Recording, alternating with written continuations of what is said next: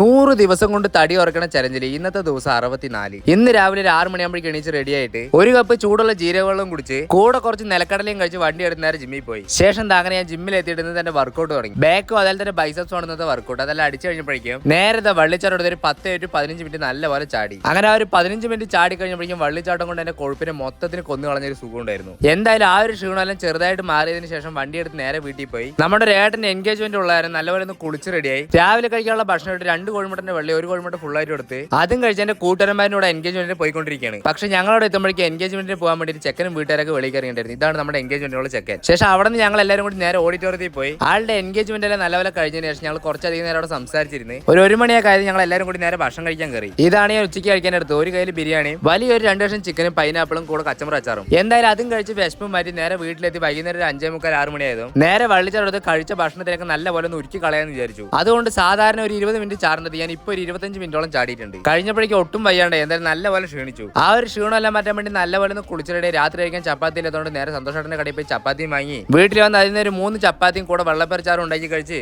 വണ്ടി എടുത്ത് നേരെ ഞാനും എന്റെ ഈ ഒരു കൂട്ടുകാരും കൂടി വെളിയിൽ പോയി. തിരിച്ച് വീട്ടിലെത്തുമ്പോഴേക്കും 11 മണി 12 മണിയൊക്കെ ആയി. അതുകൊണ്ട് തന്നെ 100 ദിവസം ചലഞ്ചിൽ 64ാമത്തെ വീഡിയോ ഞാൻ ഇവിടെ വെച്ച് അവസാനിപ്പിക്കുകയാണ്. ഇനി നമുക്ക് എന്തായാലും 65ാമത്തെ ദിവസം കാണാം. അതുവരെ എല്ലാവർക്കും ബൈ.